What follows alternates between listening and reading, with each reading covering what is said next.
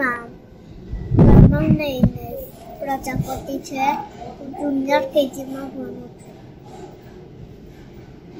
મારા પ્રયોગનું નામ છે કુંડામાં પાણી કોણ પાશે? સામગ્રી: એક ડોલ, દોરી, 3 કુંડા અને ટેબલ. પ્રયોગ: ડોલમાં પાણી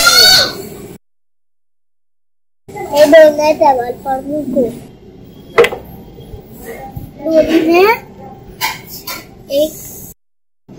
દોરીનો એક છેડો પાણીમાં ડૂબાવો.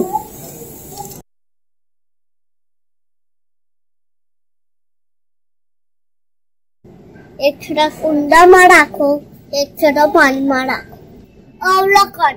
અવલોકન કરતા મારું પાણી કરે છે તે ડોલનું પાણી દોરી હાથે ટીપું છોડમાં જાય છે.